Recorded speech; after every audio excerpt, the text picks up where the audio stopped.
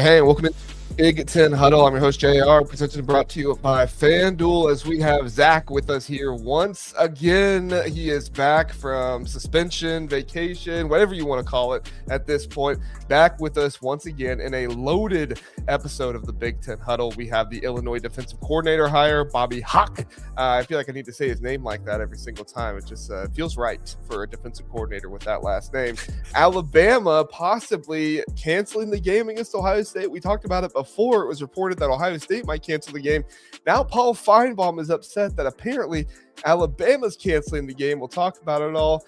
And then Nebraska was released in a book that at one point in time they were thinking about leaving the Big Ten to go back to the Big 12. So we talk about that and answer the question, would a Big Ten team ever leave the Big Ten for another conference? We're going to talk about it all. But first and foremost, Zach, there is no NCAA stinks on this episode. The NCAA has done something right for once, and I found myself agreeing with what Charlie, what's his last name?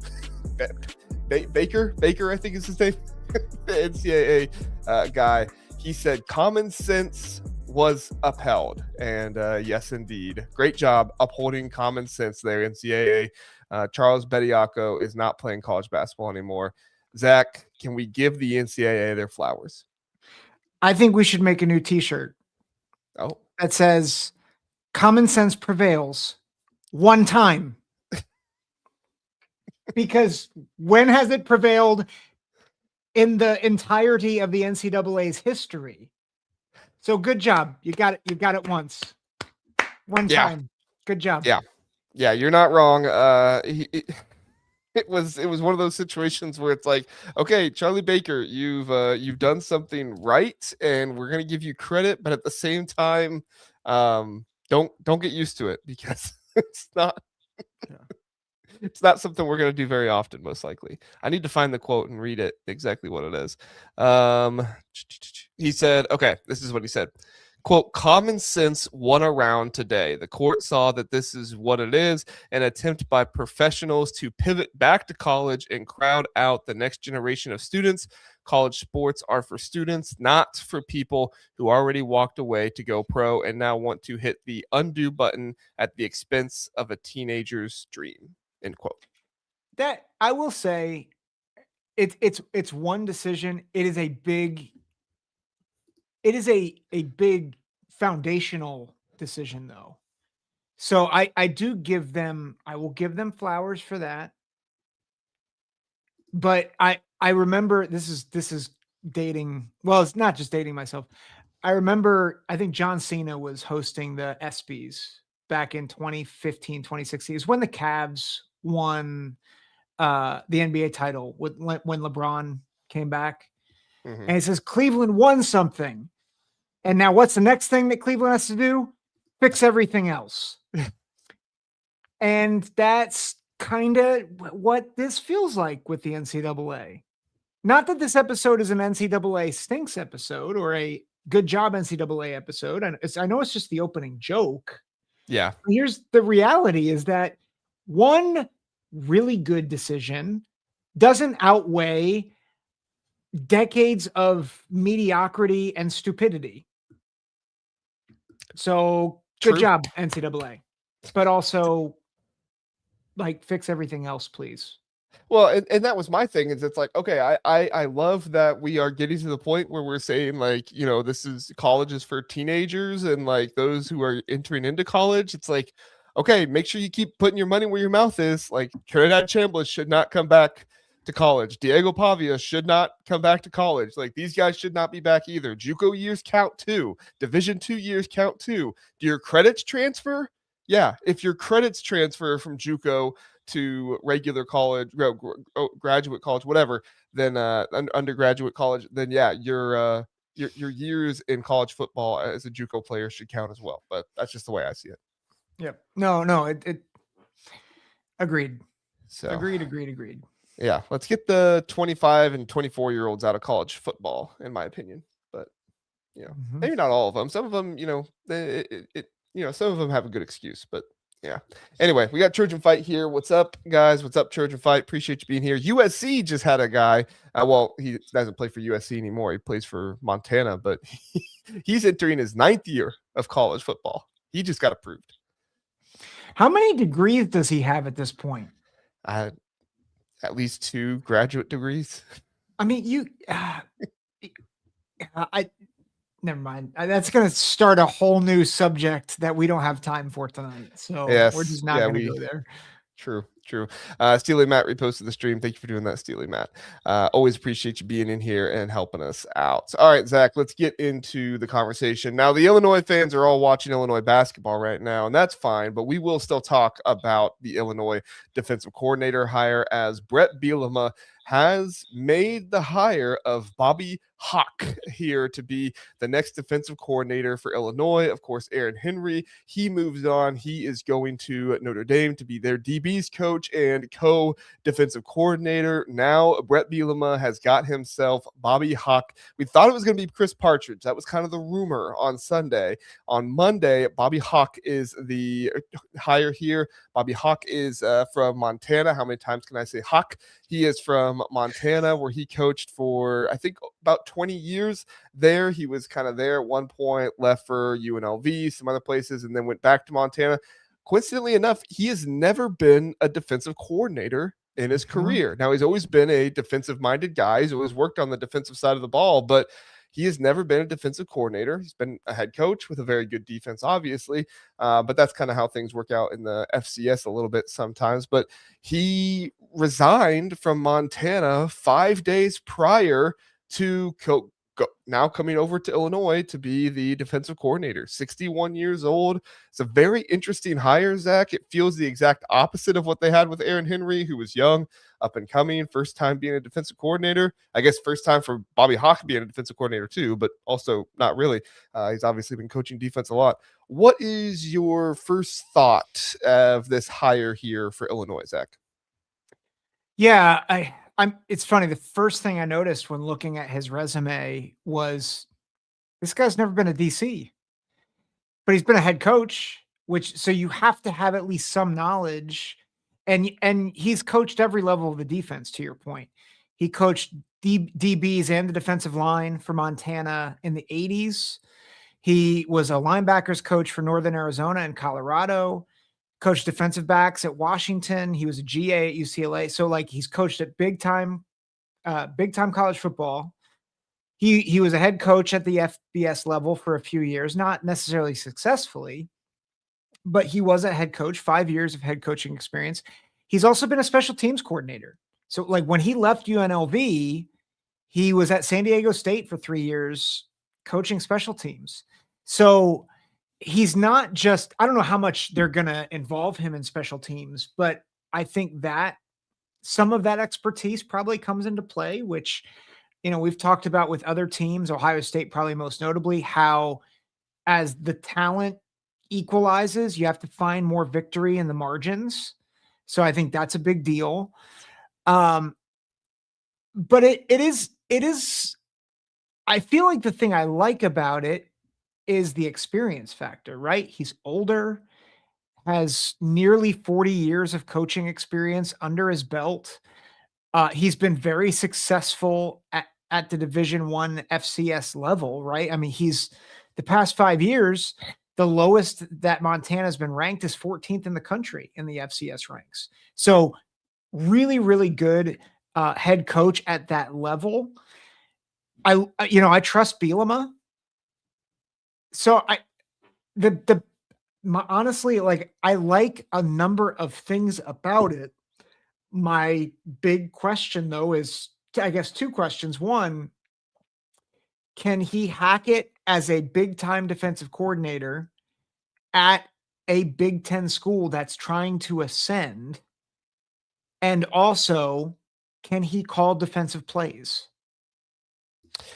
from every indication, it sounds like he was calling the defensive plays at Montana. So, we're talking about he's never been a defensive coordinator here, but obviously he was very involved in the defense out there at Montana, and he did a fantastic job there. Montana's, I think they were in SP Plus, I think a top 5 FCS team as I was looking up this past season. So they've had good success. I think they were better than even some Power 4 teams. Like I think they were ahead of Syracuse and some other teams like that, albeit not great, but still a head coach of a team in the FCS who was rated as better than some Power 4 teams is pretty impressive. So I like this addition. I think that, Chris Partridge was somebody that was really exciting. And Illini Bubba here is asking what happened with Chris Partridge. It sounds like, from everything we're hearing now and kind of some what other people are saying, it sounds like they just pulled a fast one on everybody. Bret Bielema got up there and said, we're going to hire somebody after the Super Bowl. And everybody said, okay, well, let's look at the Super Bowl staffs and see who he's going to poach off there. And there were, a couple guys that thought might work out. Chris Partridge was somebody that definitely looked like he was going to work out. And people behind the scenes said that Chris Partridge was interviewing for the job.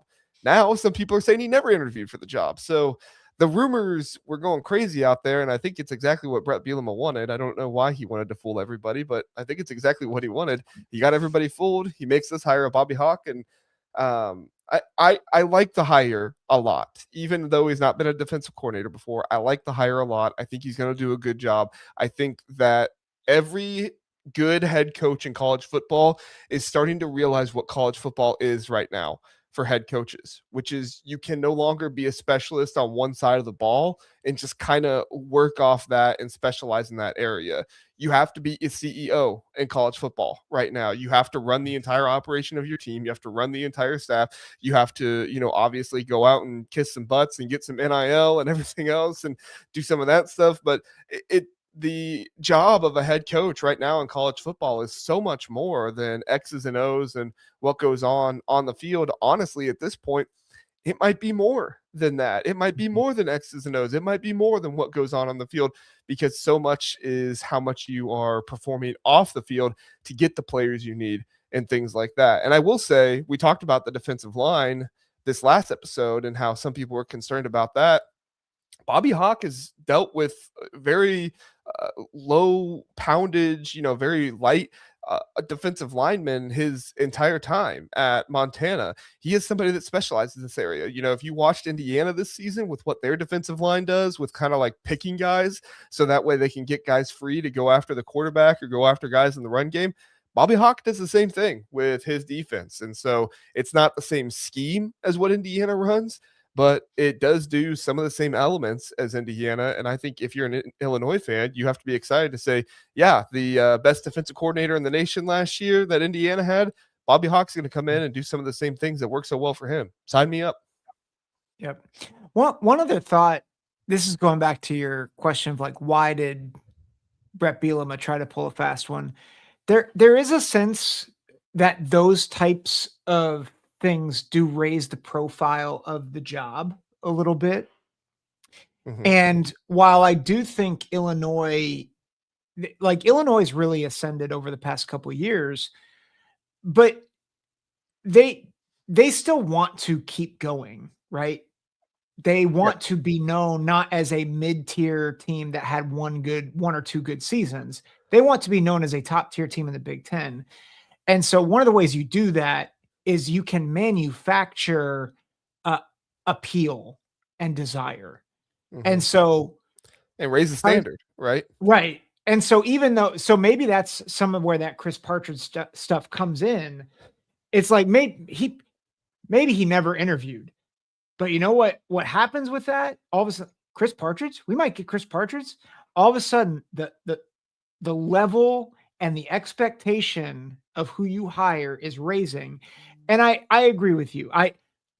You never know how a defensive coordinator is going to work out, but I do think that Bobby Hauck is a good hire, a much better hire than many other guys they could have went with. Right? Mm-hmm. He's got so much experience. I think it's a voice, a veteran voice that Bret Bielema can lean on and lean into. And he can be the head coach on that defensive side of the ball, right? Exactly. And what are we seeing again, we're seeing it. You either need a lot of continuity or you need some old voices on each side of the ball to really carry the day. And we've seen that honestly with the past 3 national championships, right? With Michigan, with Ohio State, with Indiana. So I do love this hire. Or I shouldn't say love. I like the hire. I like the potential of it, but not without its questions. My biggest question is what are you going to do with recruiting in this scenario? And I know Illinois, Bret Bielema doesn't ask his defensive coordinators to go out and recruit, but Aaron Henry was a good recruiter and he did go out on the road at times. I don't think Bret Bielema is going to ask Bobby Hauck to do that. And I think that is an appeal for some of these older head coaches to come in and be a coordinator at some of these Power 4 schools, because I don't think you're going to be asked to go do that a whole lot. But that is something you need to make sure you figure out here, because Illinois, although they've been coached really well and they've done some things really well, they've still struggled in recruiting a little bit more. And they just had a portal class that I think they probably could have done better at in some areas. So you're going to have to figure out what this does. Maybe an older guy on the defensive side of the ball is more appealing because he knows more of what he's doing. He's figured it out. And maybe for all we know, since Illinois sounded like they were kind of planning to move on from Aaron Henry, maybe that was one of the reasons why it didn't work out for him in the portal. So we'll see what happens. I am very excited to see what Bobby Hauck does here at Illinois. If recruiting is the biggest downside to your hire of a coordinator, I think that's pretty good for you. I think you can be able to bring in some position coaches and guys like that should be able to help you out. Last thing I'll say is he's very aggressive. A lot of blitzing, a lot of simulated pressure, all this kind of stuff.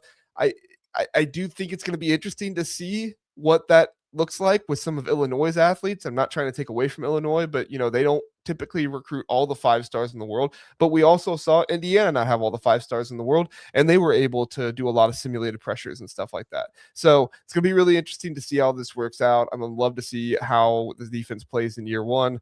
Zach, do you have any final thoughts before we move on? I think Bubba's comment, it speaks right to what you're saying. We went old school Marine, man. Yell at everyone and blitz like crazy. 3-3-5 could be genius or epic failure. Sort of love it. Well, as long as you sort of love it, Illini, Bubba, that's what matters to us. So, all right. Hey, we're gonna hit a quick break, and then we're gonna come back and talk about Paul Finebaum, who's not happy with a certain SEC team. We'll be right back.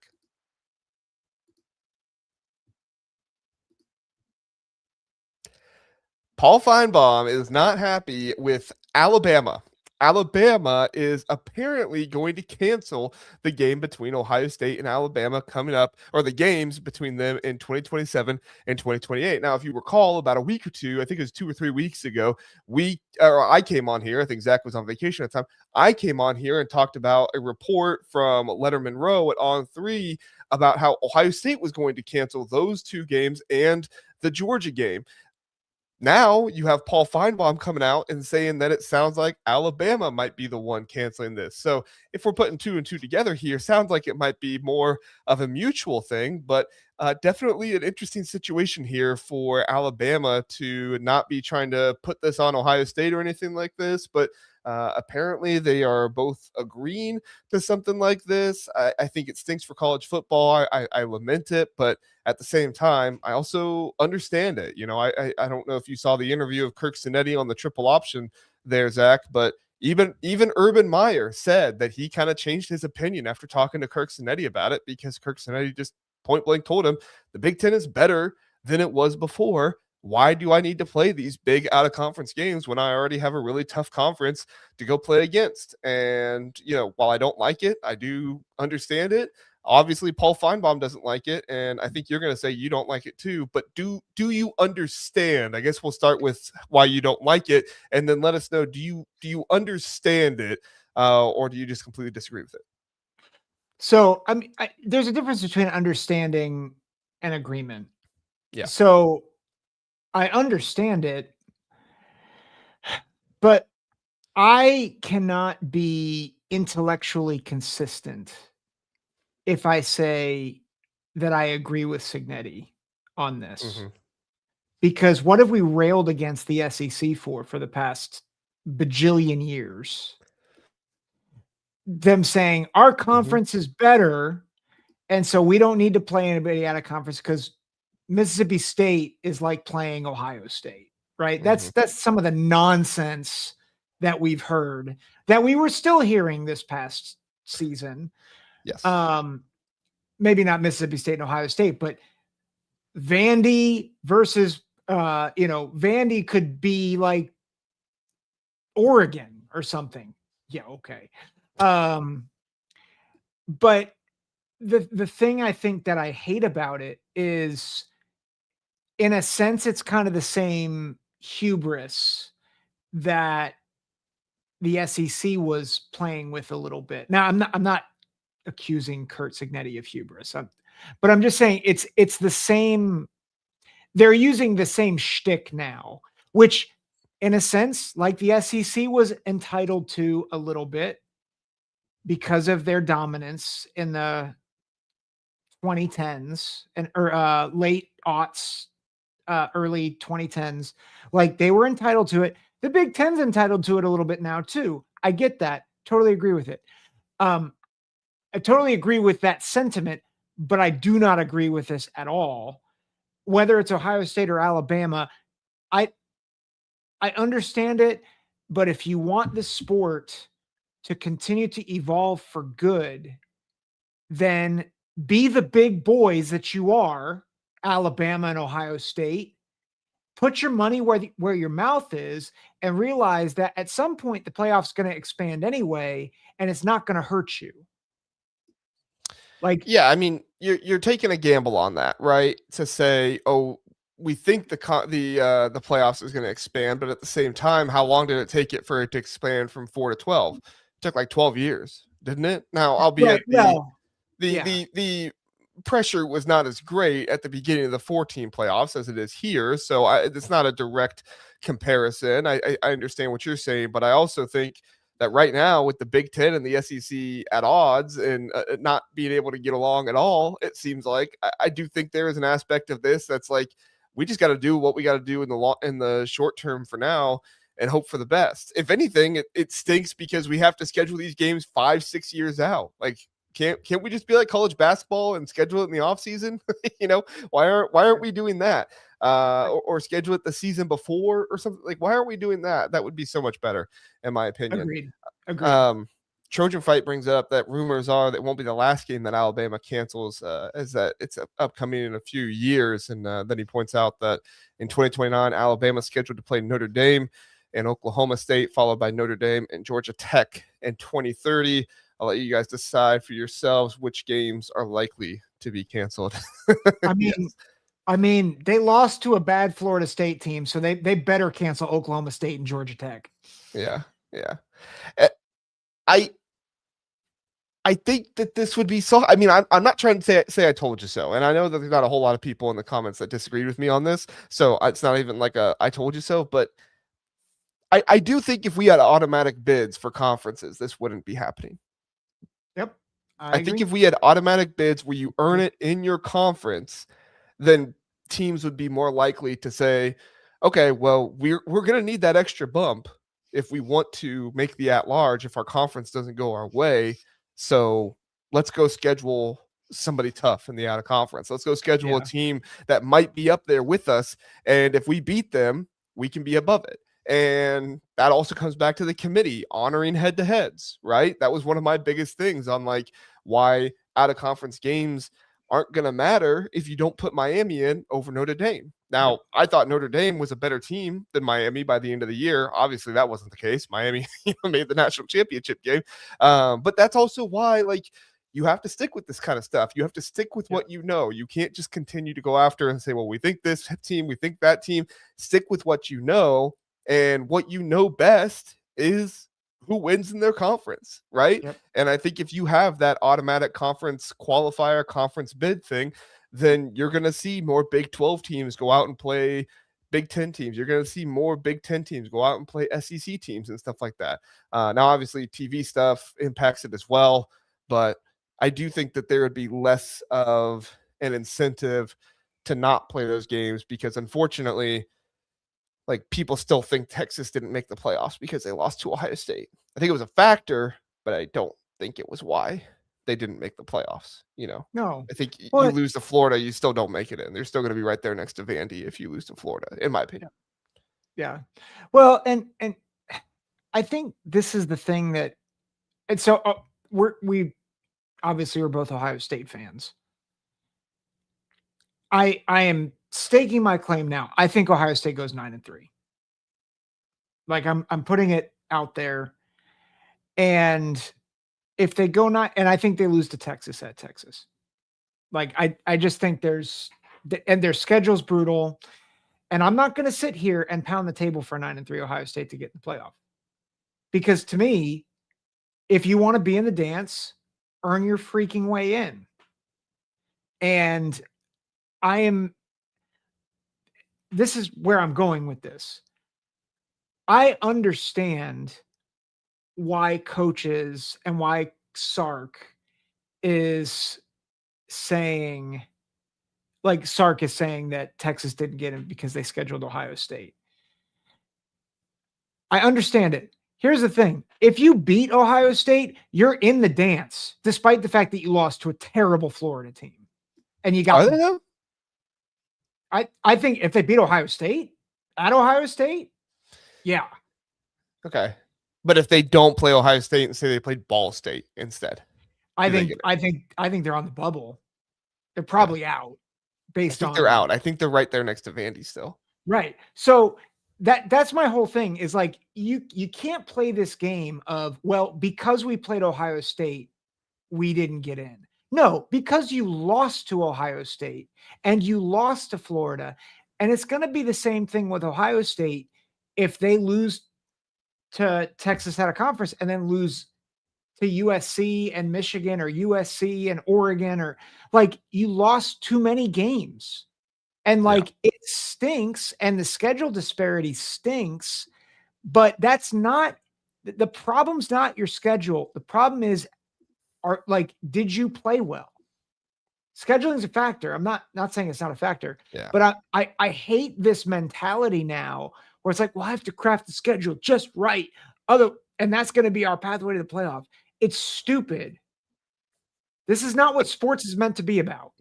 Well, and ideally you wouldn't have that because you would have centralized scheduling where everybody gets, a maybe not exactly fair, but a schedule that is nobody would get a super easy schedule or anything like that, right? Yeah. But then you go into these situations where you don't have centralized scheduling and teams are trying to figure out, okay, how do we get into the tournament? Because just being honest, the committee, they do just rank you based off your record more than anything else. There's a select few that are different every time, but they just rank you based on your record, and it sucks.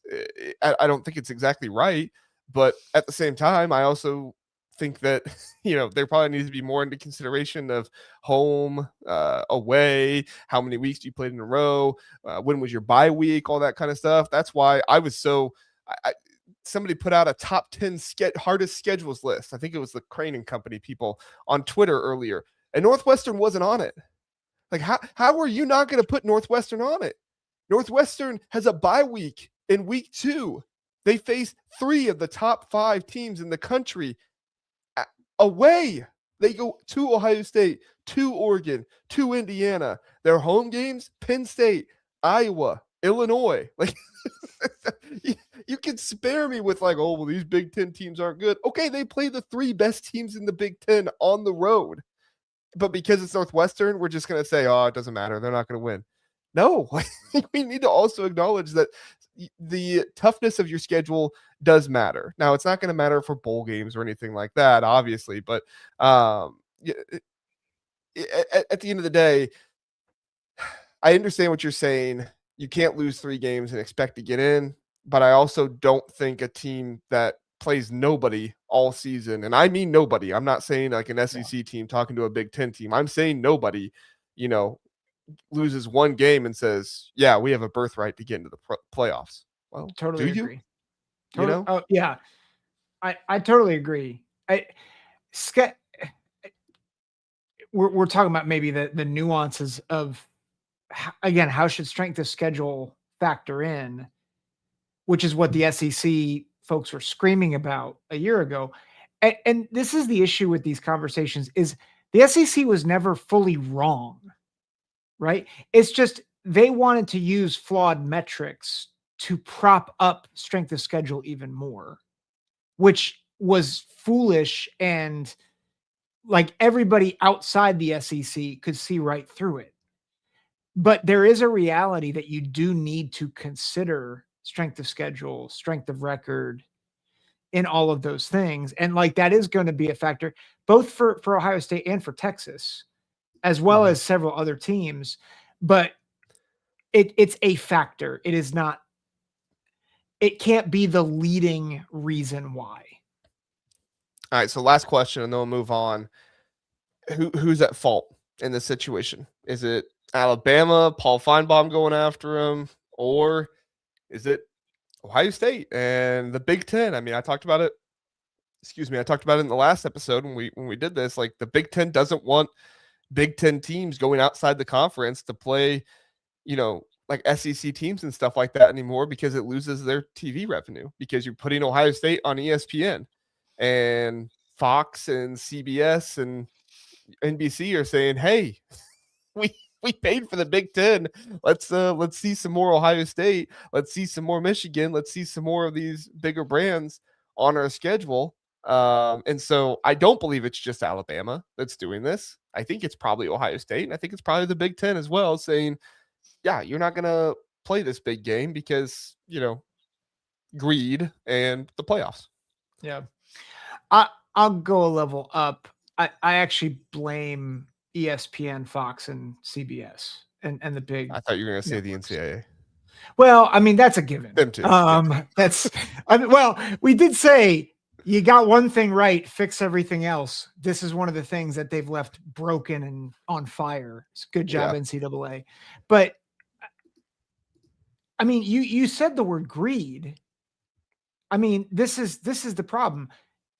I love Joel Klatt, but if Joel Klatt's going to complain about scheduling imbalance and these bad non-conference games, but then his network is going to pound the table for more Ohio State big noon kickoff games against Ball State or against Grambling State or whoever so that they can get the big noon spot, they are just as culpable, if not more so, than any of the schools that are involved. So is Alabama and Ohio State culpable? Absolutely. They are absolutely culpable. And as a Buckeye fan, I am frustrated. And like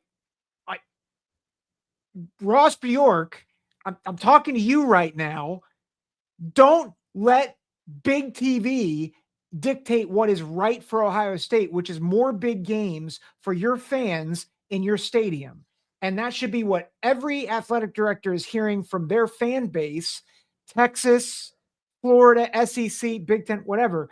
But so I think they're culpable, but Fox, CBS, ESPN, and their desire for just another dollar is absolutely the thing that's killing this right now. And they should be ashamed of themselves because they're the same ones that are saying, we're so sad that we're missing the big non-conference games in the beginning of this season. Well, you know what? It's kind of your fault. So fix it. Yeah. Yeah. I do think that the Big Ten, it sounds like they want to go to 10 conference games. So I think that would help things. So it's not just like 3, easy cupcake out of conference games, but still it's the aspect of seeing games that you don't always see, right? Seeing the out of conference and stuff like that. I lament it.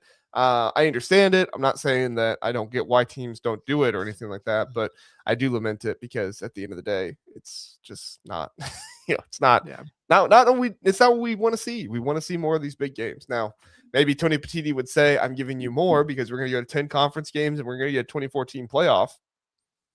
But, that would just be something new for people to get used to. And I don't know if you've noticed, Zach, but people don't like new. They like what they know. Yeah.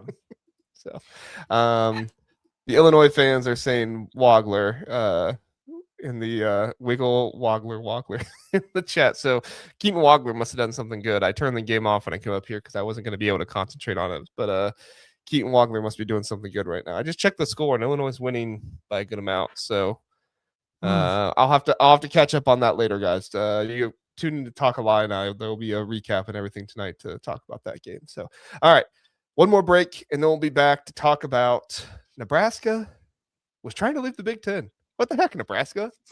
And could a team leave the Big Ten to go someplace else? We'll talk about it all. Be right back.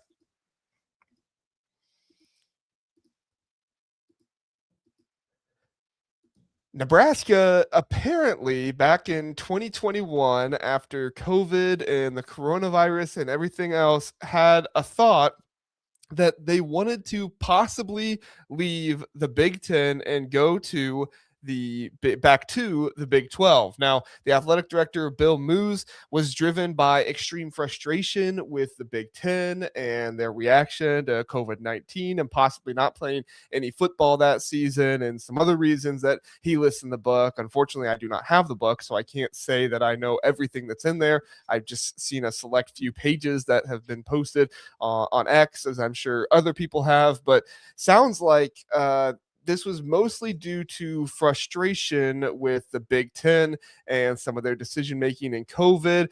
Talks about some of the cultural and strategic fits of the conference overall. Once they got there, they recognized that they were not, they were not culturally as connected as maybe some other teams are, which I feel like is kind of a given. You go into a conference and stuff like that. It is what it is. And then leadership frustrations too, with the Big Ten communication, decision making, and shocker, Kevin Warren. They did not like Kevin Warren. Us too, Nebraska. Nobody liked Kevin Warren. So sorry. You feel like I'm being really mean to Kevin Warren right there, but it's just true. Nobody liked him. He ruined football for like a year. Yes, he did. Like literally. Yes, he did. So, Zach, we'll talk about if a team could ever leave the Big Ten here in just a moment, but I want to first get your reaction to the whole Nebraska situation, everything that went on there. And do you think, and then answer me, do you think something like this could ever happen again, to where a team in the Big Ten says, maybe I'm not going back to the conference I was at before, but I no longer want to be in the Big Ten and I want to go to the SEC, the ACC, or something like that? Yeah. So you're asking about, did it make sense for Nebraska to consider it? Yeah, your reaction to that whole story and everything else from the book.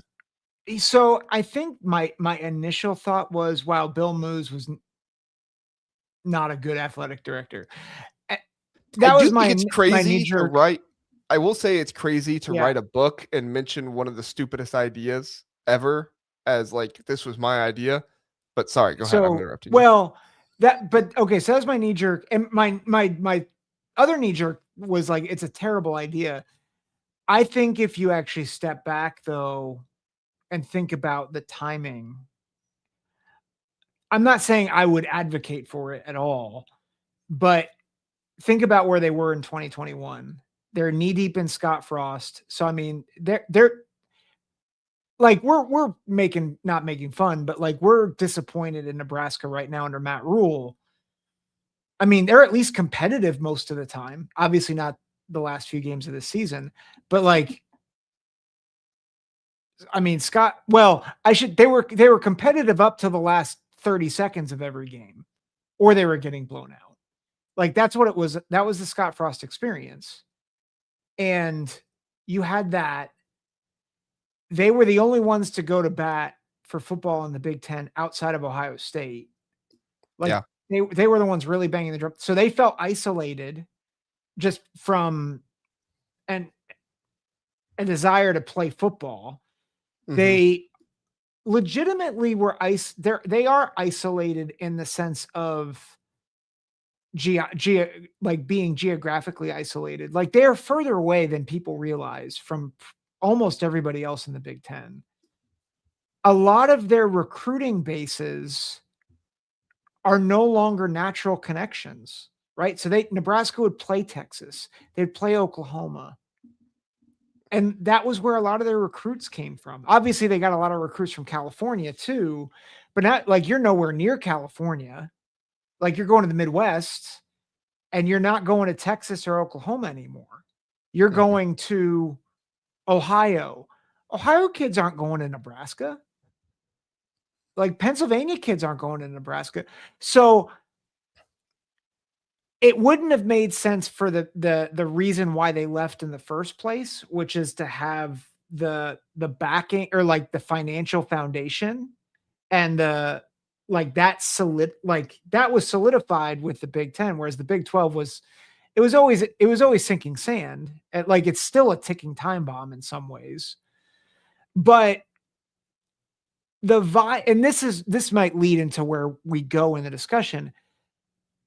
At that particular time and place for Nebraska, I can see why someone as an athletic director trying to think about what was best for his school could see why going back could actually be a viable and maybe even helpful short-term solution. If finances were not a thing at all, I could see it, right? If the financial structure of the conference and where it was going and everything else was not a thing at all, then I could see it. But even back then in, the early 2020s, 2021, it was clear that the Big Ten was a conference that was not, they were not content with not being one of the premier conferences out there. And at that time, the Big 12 did have some more firepower. So it could have possibly made sense. We're kind of looking back on this with our Big Ten eyes now, which is it's the best conference in college football. And I don't think there's a doubt about that. Maybe some SEC fans would disagree with me, but I think most college football fans recognize that at this point. And everything with Kevin Warren, probably didn't give them a whole lot of, confidence and everything else. So if we're going to transition to the question now of like, would a team ever leave the Big Ten? I don't think so now. Maybe you would leave to like go to the SEC or something like that. Obviously, we've had rumors of, Michigan not being happy after the Connor Stallion stuff happened and everything. USC was unhappy with the public capital, what everybody was calling the private equity, UC investments deal and everything like that. So there was talk about them possibly leaving as well. But at the end of the day, unless something huge that your school just fundamentally disagrees with like that happens, and I don't think the Big Ten's going to do anything to make themselves lose members like that. Unless something like that happens, I don't see a team leaving the Big Ten, especially with the grant of rights and everything else that they have here. The only way I could see a team leaving the Big Ten is if, some of these schools don't want to be locked up in the grant of rights for a long period of time. Do we ever get to the point where teams almost go from conference to conference, kind of like contract to contract, right?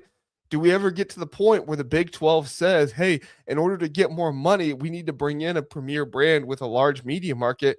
Let's go tell USC, hey, we'll pay you $100 million a year to be in our conference for 7 years, right? Because if we're going to pay you that and our TV deal on top of that, that would look pretty enticing. Now, I don't think USC would do it. There's obviously so much more that goes into a conference than just football. There's research dollars and everything else. So right. I think that would prevent it. But I do think that with everything happening in college football the way it is, and with conferences kind of getting shaky and a little weird, I do think there would someday possibly be an opportunity for a conference to say, we're only going to survive if we get one of these bigger brands to come over to our conference. Maybe it's not for the long term, but maybe for the short term, and put them over there. I don't think it would happen. In fact, I think it's probably more likely, as Max is talking about there, that somebody would get kicked out of the Big Ten rather than somebody would leave the Big Ten. But I don't know. What's your thoughts? Yeah, I think we're going to see I can't think of the word that I'm thinking of, but the dissolving of conferences maybe sooner rather than later. You're saying like the Pac-12 did? Pac-12. I think the ACC. I think the Big 12 in a few years. Yeah. Yeah. The Big 12 seems, I said they're in sinking sand. They're more in sinking sand in terms of relevance, But I still think at some point there is a reality that the SEC and the Big Ten become like the two-pronged NFL light. Like I just think that's where we're headed. But If until they can we start to get along, then yeah, it's yeah, can those two entities, coexist? there's going to be a street fight at some point, and then they'll yeah. I would love to see Tony Petiti versus Greg Sankey street fight. Let them fight. Let that. Sorry. Getting you excited now. The old Godzilla Ken Watanabe. Anyway, I can see your thought. Like before we get there, could teams be contracted for hire? Maybe. I do think that's possible because again, what greed before people are like, that would never happen. Like, do you see what's happening in college football right now? Like, people also never thought USC would go to the Big Ten. People also never thought that, the Pac-12 would just fall apart. Yeah. People never thought that college players would legally be paid $4 million a year. Yeah. Like, if we're going to question any viability, then we just need to say, hey, do you just look at what's happening. But here's, I think, another possibility, and it's not necessarily that a team would get kicked out, although I think that's possible too. But I'm going to go back to that Nebraska example. I think there are teams or programs where they could be like in danger of their football program becoming completely irrelevant. Yeah. But they're financially stable. And so they say, okay, we want to find a way to use the resources we have to ascend, but we may not be able to do it in the Big Ten, where the Big Ten has become the premier conference in the country. Mm-hmm. And like look at Northwestern, for instance. What Northwestern has done is remarkable. But they're going 2-10 this season. Yeah. Like 3-9, maybe 3-9. They got Rutgers on their schedule. They could go 4-8. Sorry, go ahead. But okay, but like that's so like a team like Northwestern, a team like Rutgers, a team like I dare not say Nebraska because I do think there are better opportunities for Nebraska. But like Purdue, where you're like, I'm not sure, without naming Kurt Cignetti, a Kurt Cignetti unicorn coming in and transforming the program overnight, I'm not sure you ever get to a place like a higher tier unless you're in a conference that allows you to, right? So like, look at Rutgers in the old Big East.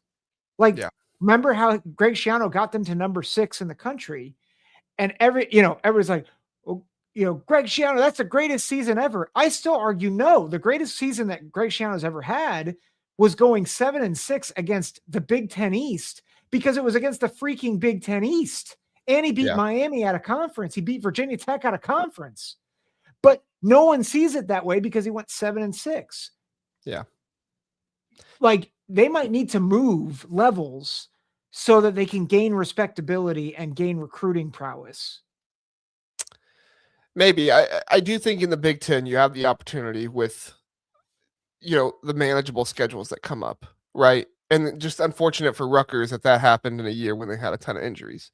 So that was the most unlucky thing for them. But like a team like Iowa is who I look at as they benefit the most from being in the Big Ten right now because they are 8-4, 9-3 every single year. But all it takes is that 1 year for them to go 10-2, 11. Could have been this year. It could have been this year. If they beat Iowa State and a couple plays go different in that Oregon game, could have been. They could have been in the playoffs 10-2, right? But it just didn't work out for them.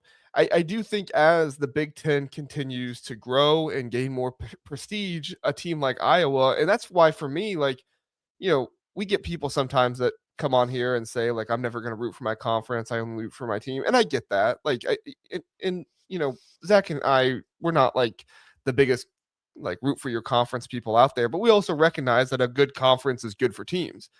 Teams like Wisconsin, Wisconsin back in the day, maybe not Wisconsin now, but teams like Iowa, Illinois right now, teams like that are the teams that need the conference to be at its best right now more than anything, because those are the type of teams that if they go 10-2, they might not make the playoffs. But if the conference looks really good and people have more thought process and prestige for it, then you could see an Illinois that's 10-2. You could see an Iowa that is 10-2 get to the playoffs. But I don't think that would have happened 4 years ago when the Big Ten wasn't winning national championships. I think if Iowa went 10-2, people would be like, yeah, okay, good story. I mean, you saw how people reacted to Indiana 11-1. They almost didn't put them in. Yep. And that was after the Big Ten won a national championship. So, yeah. Fight on Natty says, JR Zach, which program is more beneficial? Rutgers to stay in the conference or to try and get Boston College? Rutgers is definitely more beneficial because of the media market, and also Rutgers actually pays for their college football program. Rutgers is top 6 in the Big Ten and money that they allocate to their football program. I don't think a lot of people know that. They do put in a lot of money for it. It's just it's not worked out for them, obviously, the past few years. They had a tough schedule last year, and then, like I said, 2 years ago was kind of their favorable schedule they could work with, but didn't work out for them with the injuries and everything. Yeah. I know you did a video on their defensive coordinator hire, but I'm a big fan.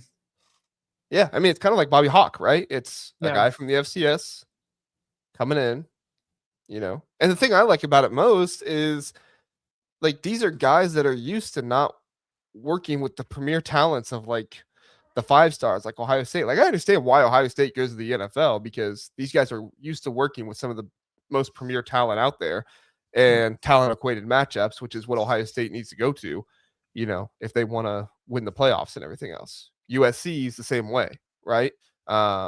Oregon, Indiana right now, like all these teams right now.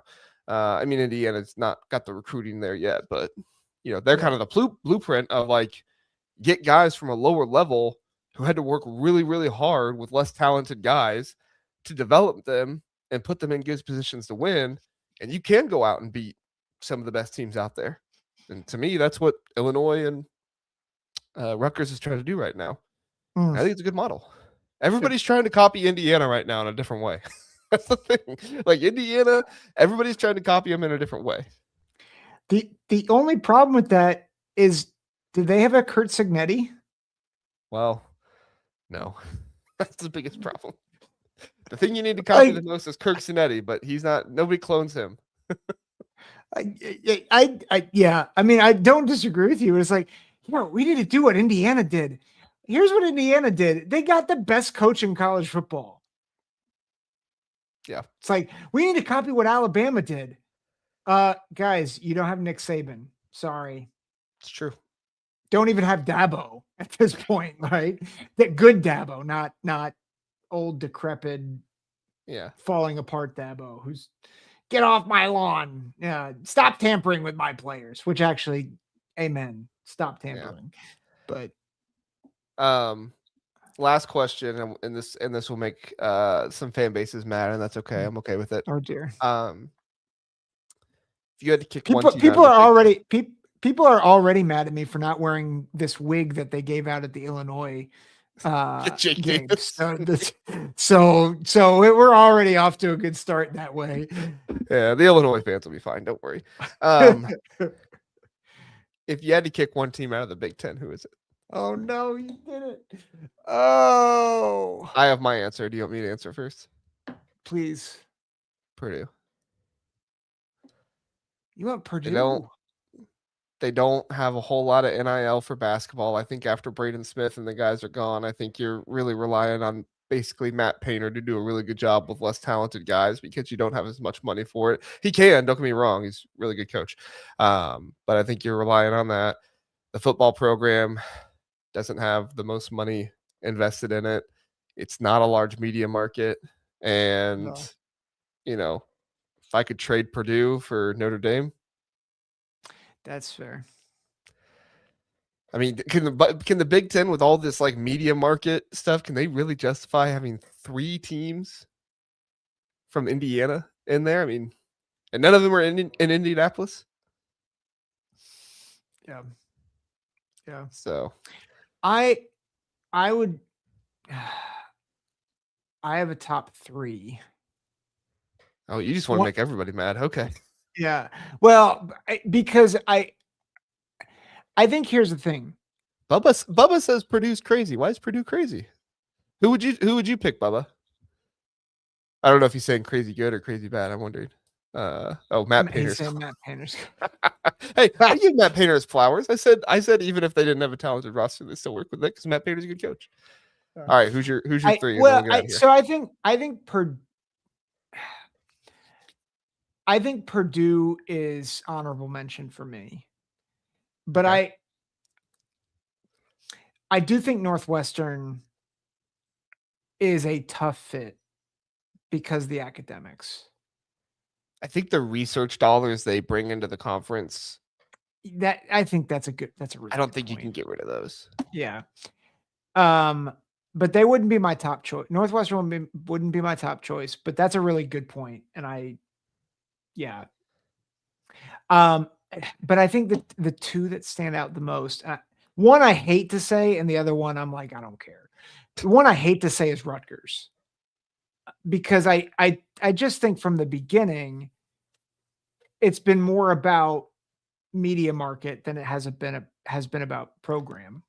But I like Rutgers and I want them to stay. But the one that I really don't care about is Maryland, which Fight on Natties was like. I thought you were going to say UCLA. Argraw saying UCLA. We already have the market. I thought that's what you were going to say. You thought I was going to say UCLA? Or no. I thought the UCLA, USC, if you're going to kick out one West Coast school, you almost have to kick them all out. Yeah, it doesn't work without 4 out there. Yeah, that's why soon as when they got USC and UCLA, you had to go out and get at least a few more Pac-12 schools, West Coast schools. You couldn't. So you can get rid of Maryland in a heartbeat, and it wouldn't affect anything. You could get rid of Rutgers, and again, I don't want Rutgers to go, but yeah, I do think Rutgers, the media market in New Jersey and New York, I think you need to keep that, and they do spend money. Excellent. So I don't necessarily agree with the Rutgers one, but I kind of see what you're saying. I think Maryland is probably the answer outside of Purdue, because I do think Maryland fans would agree that they would rather go to the ACC. Yeah, well, they just fit better. Go ahead. Let me ask just this question, and then we can end.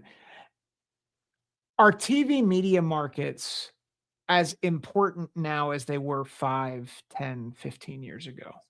I think so. I was talking about this on an episode the other day. I think so, because I do think it gives you a base. I do think that TV markets give you a base, and I do think that like TV companies still say, all right, if you have a team that's in, Baltimore or outside of DC, that's Maryland, you're going to get a lot of people from that DC market type of deal, right? Rutgers, you're going to get a lot of people from that big market there.